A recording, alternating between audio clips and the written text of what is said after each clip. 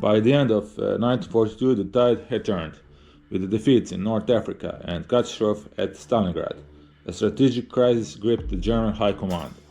Fearing an Allied thrust into the Balkans, Hitler issued Directive 47, turning Southeast Europe into a fortress. While massive anti-partisan operations like Case White and Case Black bettered the resistance, they failed to extinguish it.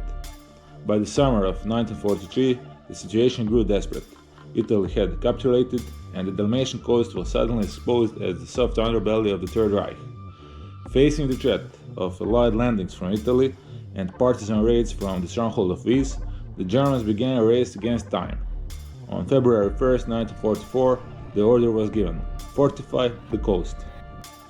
Here in a rugged terrain surrounding Dubrovnik, the Germans prepared for an invasion they were certain was coming. This is the story of one such position, a reinforced home for the 10.5 cm field Howitzer, and the engineering of a desperate defense. The road connecting to the west and the strategic town of Ston was the lifeline of the defense. By the spring of 1944, this entire sector was the responsibility of 369 Devils Division. This was a unique formation, a legendary division. While the officers and specialists were mostly German, the 10,000 soldiers in the ranks were Croats and Bosniaks from the independent state of Croatia. At the heart of the division's power was the 369 Artillery Regiment. Comprised of roughly 3,000 men, it was divided into 3 battalions. We are standing in what I believe to be the position of the 2nd Battalion's 6th Battery. Their mission was simple but deadly: provide heavy fire support for the 370 Infantry Regiment as they dug into the hills to stop an Allied breakthrough.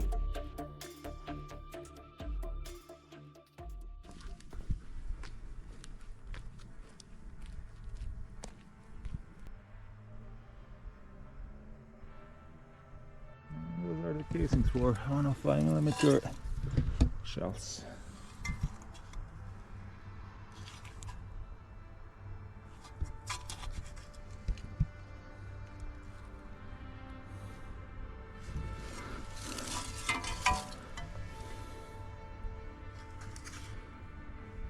Them.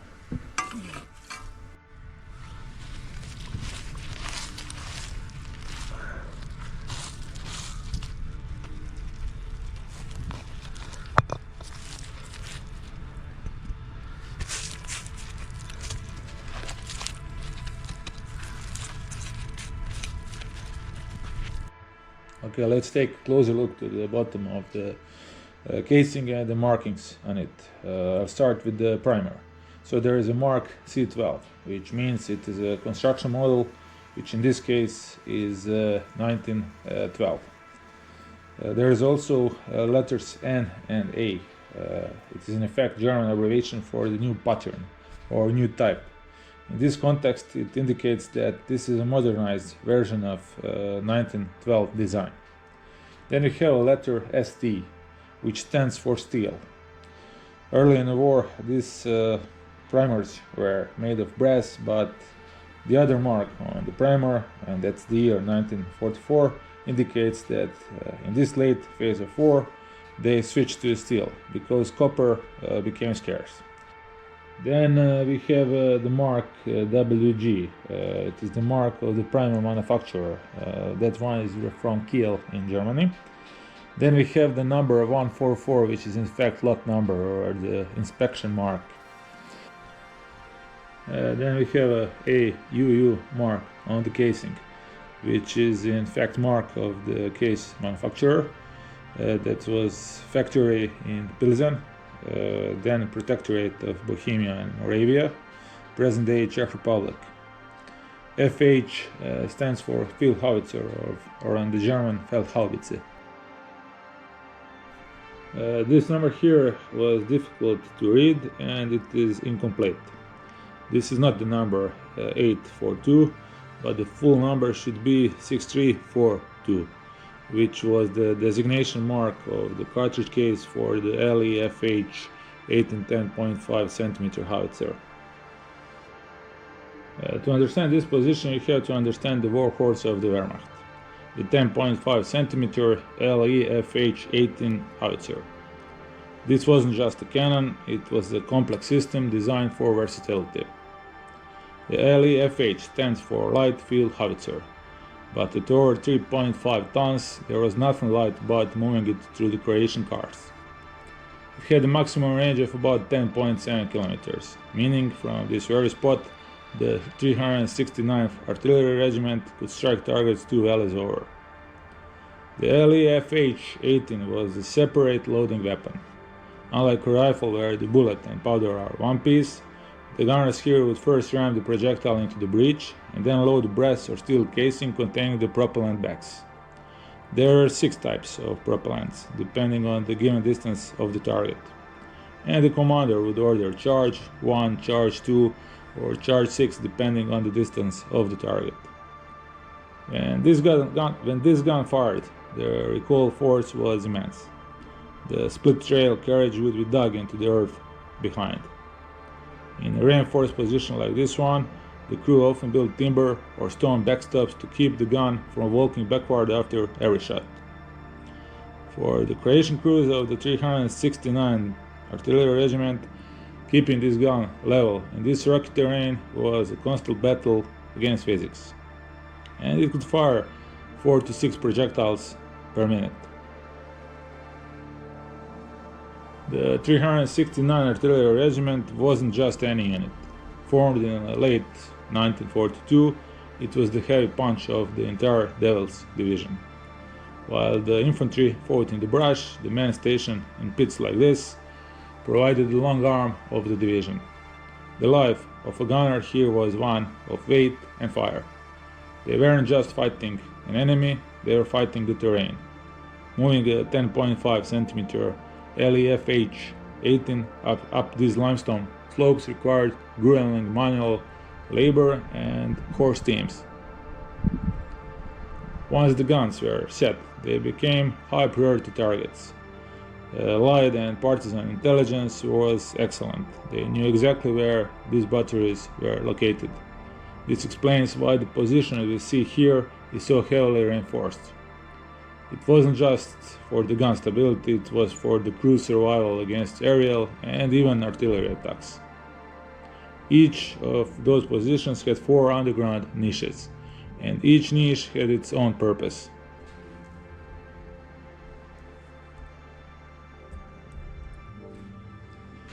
So there is a crew niche. During incoming counter-battery fire or aerial attacks, the 6-man crew would huddle inside for protection without having to leave immediate vicinity of the gun.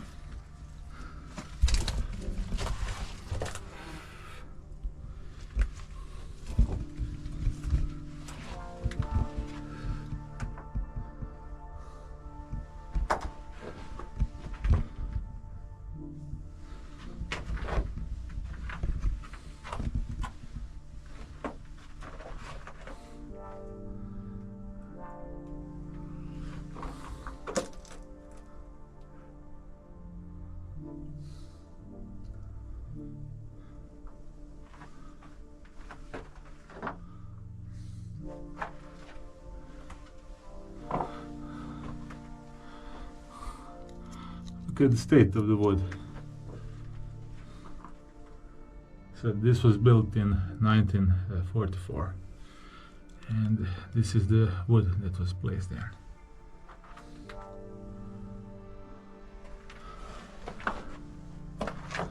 Looking for any signature, but they made it professional without any inscriptions.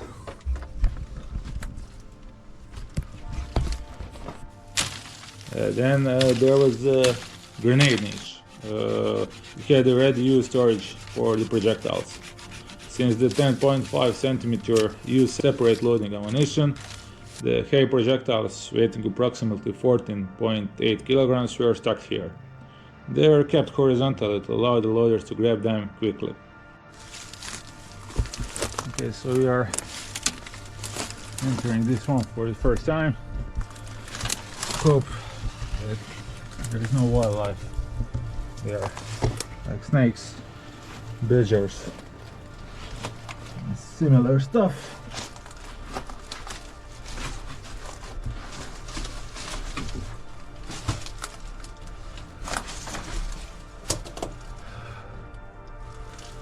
Spiders. Plenty of spiders. See this? Like in Indiana Jones. Okay. This is also a shelter. And here we can see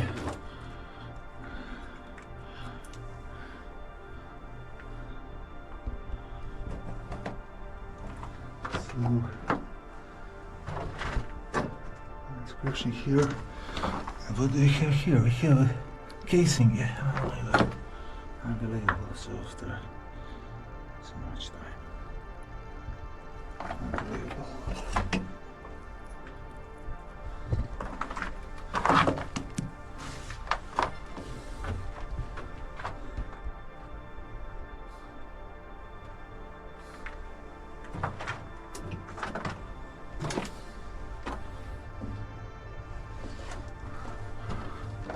See the nails. I can remove them.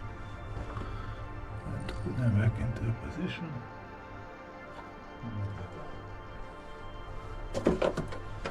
Something on the wire.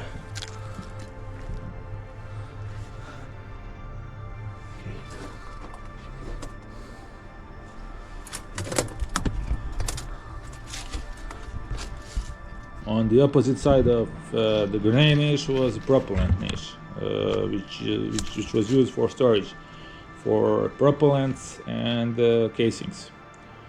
The leFH it used, as I already mentioned, 6 different propellant charges. These casings were kept in this niche, and the loader would pull out the necessary number of powder bags based on the required range before loading the casing into the breech behind the shell. And then there was the fuse niche. Artillery fuses like the percussion or time fuses used by leFH 18 were sensitive and kept separate from the shells until just before firing. The crew used this niche to select the correct fuse, like airburst or delay, and screw them into the projectiles.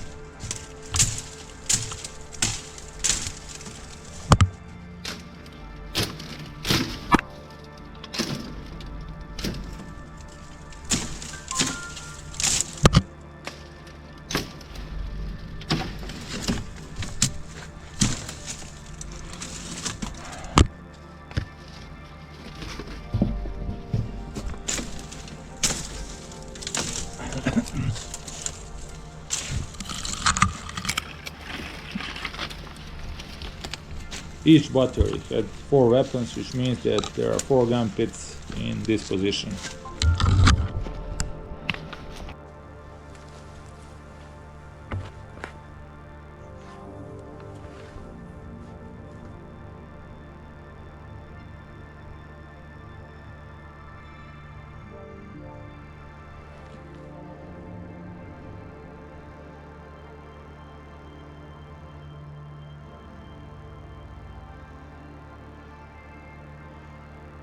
There were 7 crew members around the gun, and here is the 7-man team layout. First, we have a gun commander. He usually stands near the crew niche. He is the brain. He receives coordinates from the field phone and shouts the firing data to the rest of the crew. The second one is a layer. He sits on the left side of the gun. He handles the sights and the handwheels to aim the barrel. The third one is a breech operator. He sits on the right side of the gun, and his only job is to work the breech and fire the weapon. The fourth one is a loader. He stands directly behind the breech. He is the one who physically rams the shell into the barrel. The fifth one is the ammo 1 guy. He works with the propellant niche with the right entrance to the room. He prepares the cartridge cases and hands them to the gun. The sixth one is the ammo 2 guy. He works the shell and fuse niche, that's the left entrance to the room. He sets the fuses and hands the shells to loader. The seventh one is ammo 3 guy, or the feeder. He's often outside the pit or at the very back, bringing fresh ammo crates from the main bunker to keep the niches full. And I have to mention two important details. The first one is why grenade niche is separated from propellant and fuse niche. The answer is it was a critical safety and ballistic requirement. In the German military, the storage of ammunition followed strict compatibility groups to prevent chain reaction in case the position was hit by enemy fire. First was safety, so preventing a chain reaction. The shell niche contained a high explosive filling. On their own, they are relatively stable. Even if a fire starts nearby, it takes a lot of heat or a direct explosion to detonate them. But the propellant fuse room is something different. And it's the most dangerous part of the ammo. It is designed to burn incredibly fast and hot. So the separation, by keeping the shells in a separate niche from the propellant, the Germans ensured that if the propellant room caught fire or was hit, the fire wouldn't immediately detonate the high explosive shells on the other side. This gave the crew a few vital seconds to evacuate or suppress the fire. The second thing is the matter of ballistic and managing the muzzle velocity.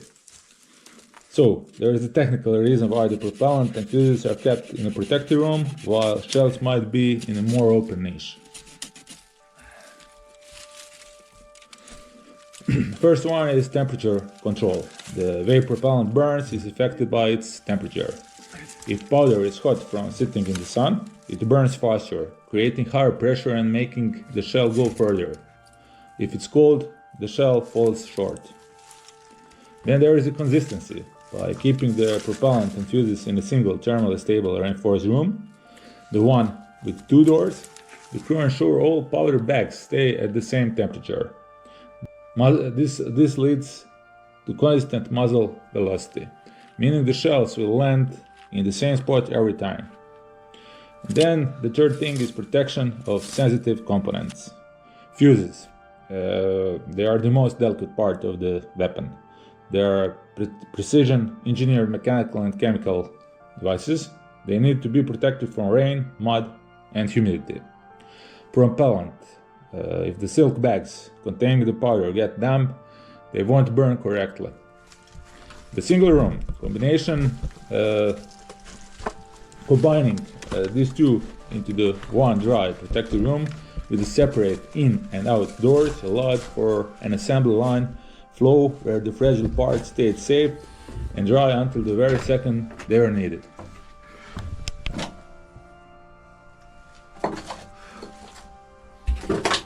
Fully prepared shells ready to be fired were placed in this rectangular cutout in the wall of the pit. But now let's go to the main storage for ammunition. I already mentioned to you that the 7th member of the gun crew, or ammo tree guy, or feeder, brought everything necessary to the pit with the gun. This position itself is about 30 meters away from one and the other pit with howitzers. In the entire position I found 2 underground reinforced concrete burials like this. And what can be concluded is that someone inside detonated some explosive on purpose. My opinion is that it was done by the crews of this battery themselves in October 1944 during the German panic retreat from this terrain.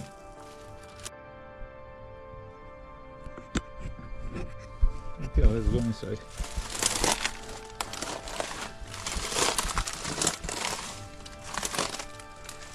This one seems like collapsed, but it was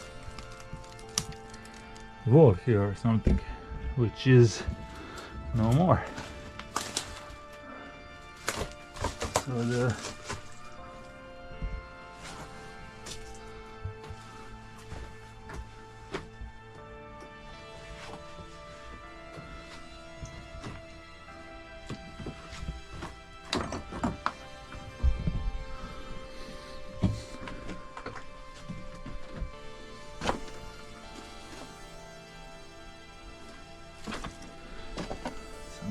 animal.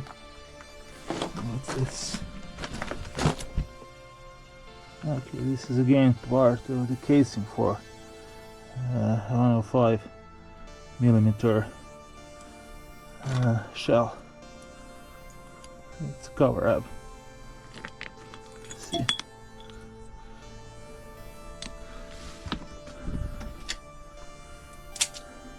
Unbelievable.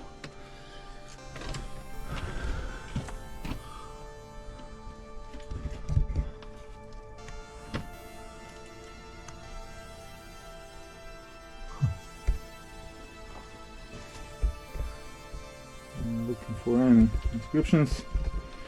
And there's another part of the casing for 105 millimeter. And this is interesting part. This could be okay. There's also 20 millimeter fuck here, because this is the bottom of the casing for 20 millimeter weapon. Now what is this? Unbelievable. This is also part of the case for 105 millimeter. 105 millimeter shell. What's this? So corroded. Unbelievable. So I'm entering here after 80 years.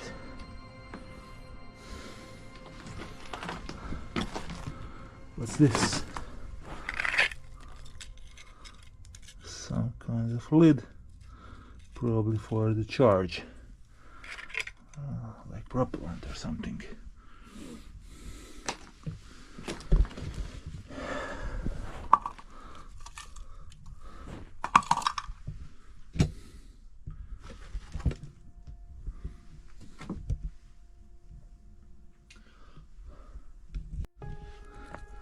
This was the bottom of the 105 millimeter shell.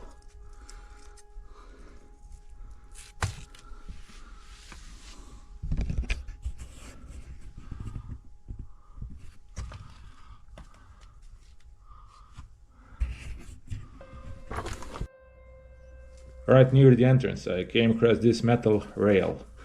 I'm not sure if it served as a wedge for locking the howitzer itself, or if it was part of the camouflage net, which seems much more likely to me.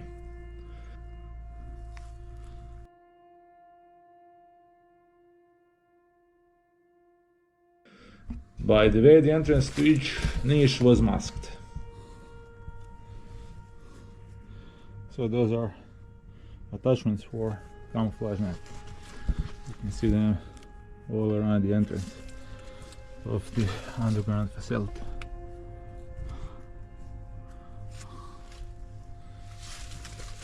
So let's see what do we have here.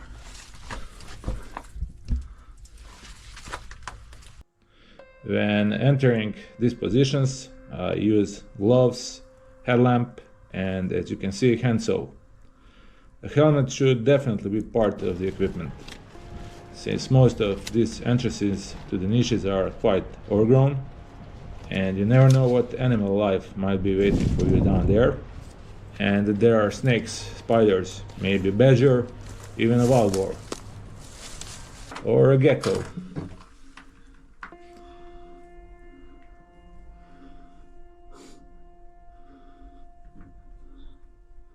Or maybe even bats. Well, bats are protected species and should absolutely be left alone to hibernate in Nazi bunkers built 8 decades ago.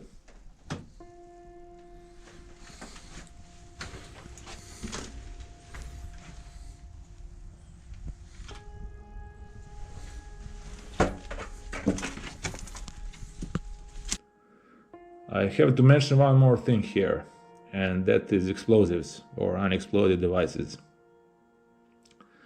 They could be from Second World War, but considering the war that took place here about 30 plus years ago, you should always keep that in mind. Of course, finding any suspicious device would require not touching it and calling the police bomb squad. About a year or two ago, this happened to me right near this position. What I found was 20mm ammunition for a German flak. that was just protecting this battery. I called the police and the top bomb disposal expert came. I will repeat once again, in our country after the war in the 90s and even before, one rule applies. Anything you didn't leave behind, don't touch.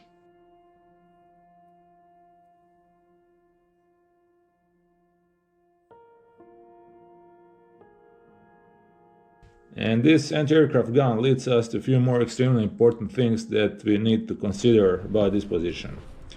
And that is its protection from both air, which means a light aircraft, but also from the land, so on the ground. Because the position itself is located in the terrain where partisan attacks can be expected at any moment. And that happened in the summer of 1944.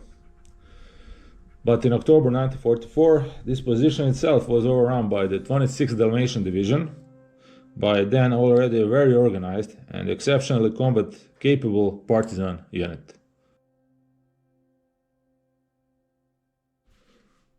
When this position was built in 1944, it was not only an artillery firing position, it was also an anti-partisan strong point in the hilly terrain of the Dubrovnik area. The battery itself consisted of 150 to 170 people, of which were 4 officers, 30 non-commissioned officers, and the rest soldiers. It was safely secured by anti-personnel mines some 100 meters away from the battery itself, such as S-mine or stock mine 43. There is also barbed wire, placed at a sufficient distance that a hand grenade cannot be thrown at the positions themselves. The Germans wouldn't build one single massive ammo depot, because a single hit would destroy the entire position.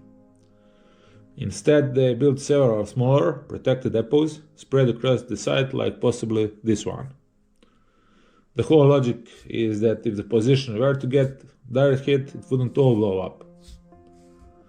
Usually the pit with the Howitzer in the shell niche, there were about 50 to 60 shells. The rest were scattered in open pits with ammunition like this, or in underground protected ammo depots. Also, the battery itself had a protected squad and machine gun nests built around the position. So, let's find some of them.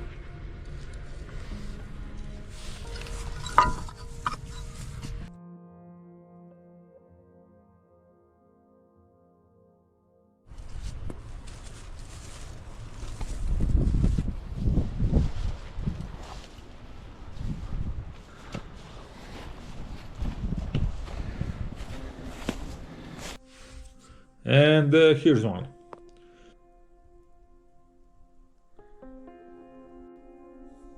And what I find is not a German shell casing, but an Italian 8x59mm, which clearly indicates that it was fired from an Italian Breda 37 heavy machine gun.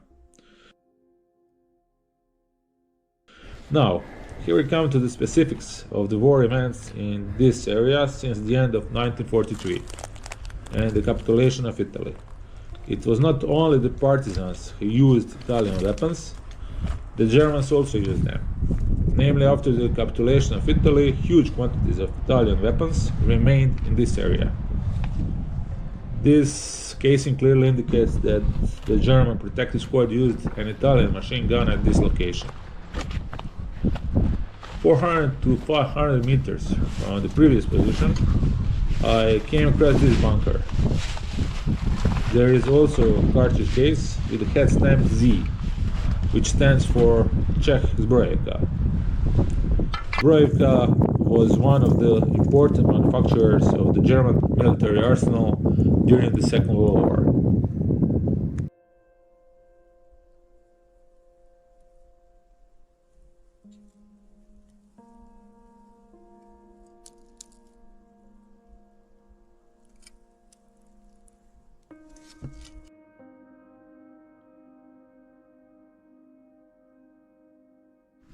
I have to admit that some things are not clear to me at this position, and maybe some of the viewers will be more knowledgeable.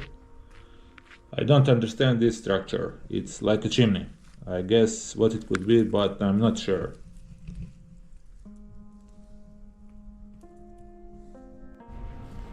And I'm not 100% sure if this is a command post, which was connected to a reconnaissance in the local hills, and where the table for calculating the coordinates was. I don't understand this solid heavy metal fragment from some box. Maybe someone knows more. And is this concrete T structure with stairs?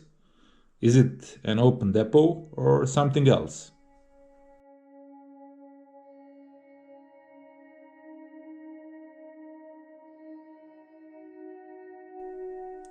I hope you like this research. Subscribe and support my work. Until some next story from the Dubrovnik karst.